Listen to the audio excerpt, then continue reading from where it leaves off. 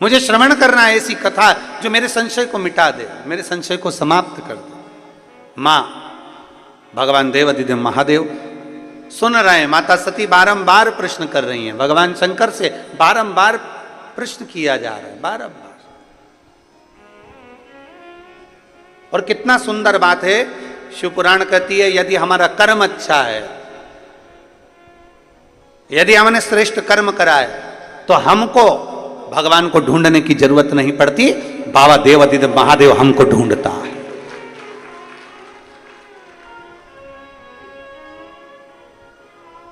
अगर हमारा कर्म अच्छा है, अगर हमारे कर्म श्रेष्ठ हैं, तो हमको बाबा को ढूंढने की जरूरत नहीं, बाबा हमें ढूंढेगा।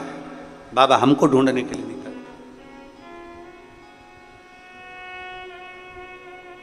कर्म अच्छा करिए। अभी भिलाई की कथा में हमने एक बात कही थी कि बन सके जिस बच्चे को एजुकेशन की जरूरत है, अच्छी पढ़ाई की जरूरत है, और बच्चा अच्छा पढ़ना चाहता है, तो उस बच्चे को अच्छी पढ़ाई कराइए। किसी को चिकित्सा की जरूरत है और बहुत बीमार व्यक्ति है और उसको चिकित्सा की जरूरत है, तो उसको अच्छी चिकित्सा कराइए। किसी को एजुकेशन चाहिए, उसको एजुकेशन दिलाया जाए, किसी को चिकित्सा चाहिए, उसको चिकित्सा दिलाई जाए, जिससे वो अच्छे से अपने जीवन को आनंद पूर्वक जी सके, वो आगे बढ़ सके।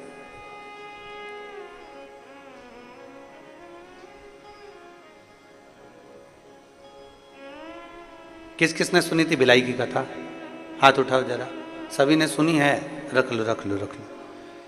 अगर चिकित्सा की जरूरत है तो चिकित्सा मिले, और यदि कहीं शिक्षा की जरूरत है तो शिक्षा मिले, और प्रयास करें कि अच्छी शिक्षा, अच्छी चिकित्सा जनमानस तक पहुंचे।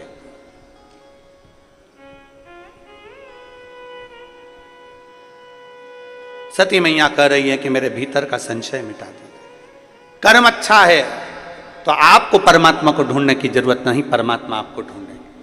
और अगर कर्म बेकार है, समय की अवस्था धीरे धीरे धीरे धीरे आती जाती है और मालूम पड़ जाता है कि हमारा आने वाला समय कैसा है। बचपन में कुछ अच्छा करा है तो जवानी में प्राप्त होता है, और जवानी में कुछ अच्छा करा है तो अधेड़ी में प्राप्त होता है, और अधेड़ी में कुछ अच्छा करा है तो बुढ़ापे में प्राप्त होता है। और यदि हम पूर्व से ही केवल थोड़ा थोड़ा थोड़ा थोड़ा पाप कर्म हमारा इकट्ठा होता गया, तो बुढ़ापे में यह मत सोचना कि बहू 2 रोटी दे देगी, बुढ़ापे में यह मत सोचना कि परिवार के लोग जी हजूरी कर लेंगे। अगर बुढ़ापा आते आते अपने ही अपने को ताना दे रहे हैं, बुढ़ापा आते आते अपने ही अपने को गाली दे रहे हैं, बुढ़ापा आते आते अपने ही अपनों को अपशब्द कर रहे हैं, तो फिर यह मान कर चलना कि हमने पूर्व का कर्म थोड़ा श्रेष्ठ नहीं कर पाए, इसलिए आज हमको सुनना भी पड़ रहा है और सहना भी पड़ रहा है। अरे मत बुरे कर्म कर बंदे, वरना पछताएगा, भगवान की आंखों से तू बच नहीं पाएगा, तू बच नहीं पाएगा। अरे ओ अज्ञानी मत कर नादानी, अरे ओ अज्ञानी मत कर नादानी। तेरे कर्म का फल भी तू ही पाएगा, जैसा किया तूने तेरे आगे आएगा। मत बुरे कर्म कर बंदे, वरना पछताएगा, भगवान की आंखों से तू बच नहीं पाएगा, तू बच नहीं पाएगा। अपने कर्म थोड़े श्रेष्ठ करें, जितना बन सके श्रेष्ठता का कर्म थोड़ा थोड़ा करते चलिए, थोड़ा थोड़ा बहुत है। ये मेरी जीजियां बैठी हैं ना, इनको ज्यादा पैसा नहीं मिलता है, ये तो थोड़ा बहुत मायके गई, पापा ने दे दिया, माँ ने दे दिया, बाबूजी ने दे दिया, महतारी ने दे दिया, थोड़ा थोड़ा इकट्ठा करती है। बच्चों का मिलता है वो इकट्ठा कर लेती है, थोड़ा सा पति देवता दे देते हैं, वो इकट्ठा कर लेती है। थोड़ा कहीं कोई मेहमान पावना आ गया, कहीं से धन आ गया तो वो इकट्ठा कर लेती। जो नौकरी करती है उनका नहीं कर रहे हम, जो सर्विस कर रहे हैं उनका हम नहीं कर रहे। हम तो जो घर की दीदियां हैं, घर की हमारी बहनें, हमारी जीजियां हैं, हम उनका करें। थोड़ा थोड़ा थोड़ा थोड़ा 50, 100, 500, 200, 25, 50, 100, 500, 200 इकट्ठा कर लेती है। किसके लिए इकट्ठा करा इन्हें? बोलो बोलो जरा जीजियों, बोलो जरा जम के।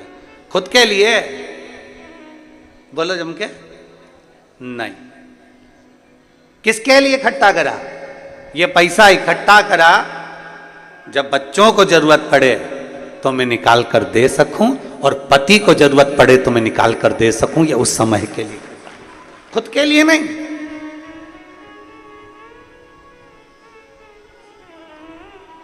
एक कथा, अमलेश्वर की कथा में हमने कहा था कि स्त्री से उसकी उम्र मत पूछो और पुरुष से उसकी आय मत पूछो। स्त्री से उम्र मत पूछो और पुरुष से, जम के बोलो जरा, आय मत पूछो। क्यों? स्त्री से उम्र इसलिए नहीं पूछिए क्योंकि स्त्री अपने लिए नहीं जीती। एक नारी जब भी जीती है अपने परिवार के लिए जीती है। इसलिए नारी से उसकी उम्र नहीं पूछी जाती, उसकी उम्र नहीं पूछते कि तू कितने साल की है।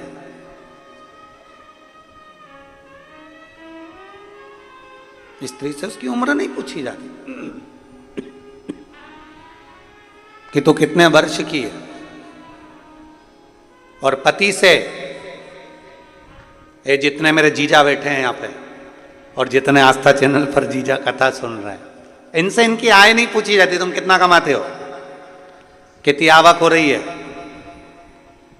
कितने की फसल गई, कितना आया, नौकरी करते हो, सर्विस करते हो, कितना मिलता है, कितना कटता है और कितना मिलता है, इनसे नहीं पूछा जाता। स्त्री से उम्र मत पूछो और पति से उसकी आय मत पूछो, क्योंकि घर का पिता, घर का पुरुष जब भी कमाता है अपने लिए नहीं कमाता, वो अपने परिवार के लिए कमाता है, वो अपने लिए नहीं कमाता।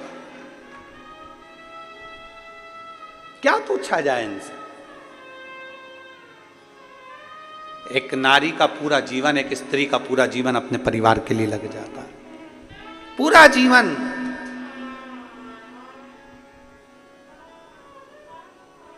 एक पुरुष का पूरा जीवन कमाने में शुरू से बस कमाना कमाना कमाना कमाना कमाना, और कमाते कमाते कमाते कमाते उसका पूरा जीवन केवल परिवार के लिए हो जाता है, परिवार के लिए। जब उसको पता चलता है कि मेरी पूरी उम्र निकल गई और मैंने इसका भोग ही नहीं भोगा। मधुमक्खी छत्ता बनाती है,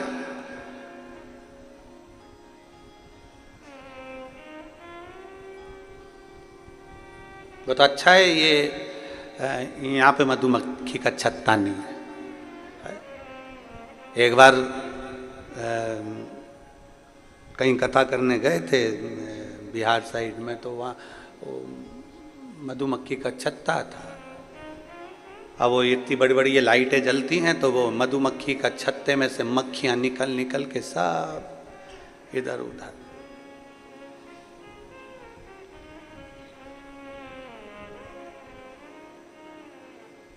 छत्तीसगढ़ सरकार को और छत्तीसगढ़ की प्रशासन को, दोनों को धन्यवाद है, बहुत बहुत साधुवाद, बहुत बहुत साधुवाद।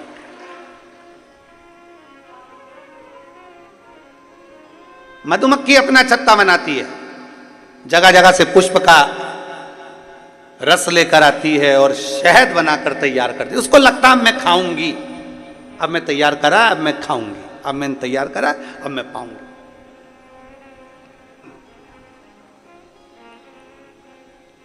फिर सोचती है वो, अब मैं खाऊंगी। जीवन बहुत विचित्र है। मेरी जीजियों, मेरे जीजाओं, मेरी बेटियों, मेरे बेटाओं, मेरी माताओं, मेरे भाई, मेरे बंधु, मेरी माताएं, ध्यान रखना, जीवन बड़ा विचित्र है।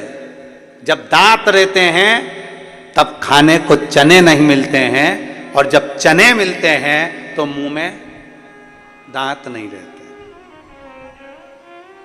पूरा जीवन तो हम संघर्ष में निकाल देते हैं, बस मेहनत करूंगा, अभी थोड़ा कमा लूंगा ना, इसके बाद घर बनाऊंगा, घर बनाऊंगा, एक नंबर का मकान बनाऊंगा, गाड़ी लाऊंगा, ये करूंगा, वो करूंगा।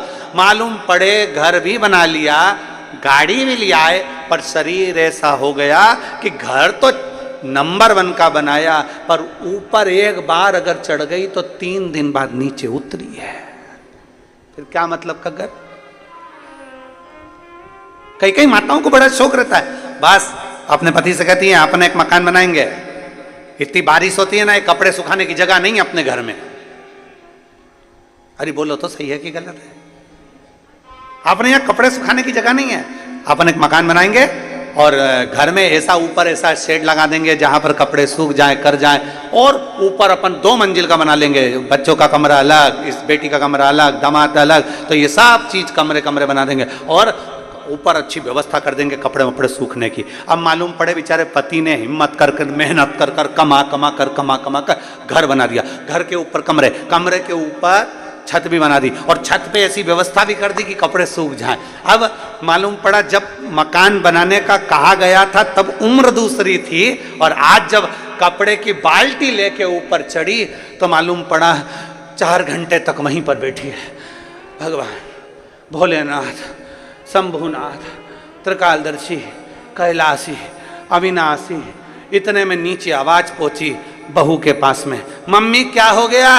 इतने में मम्मी झरोके में से झांक के बोली, तेरी मम्मी जा रही ऊपर।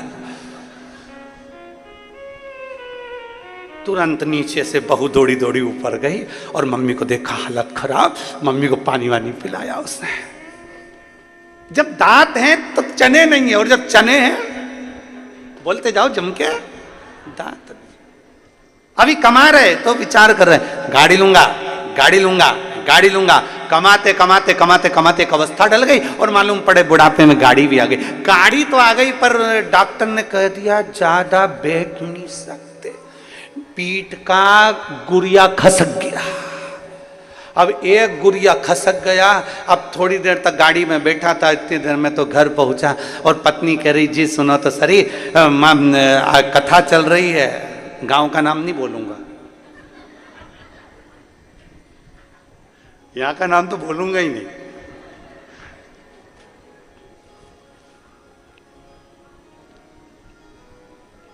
वो तो बहुत समझदार हो तुम, वैसे समझ जाओगे। कथा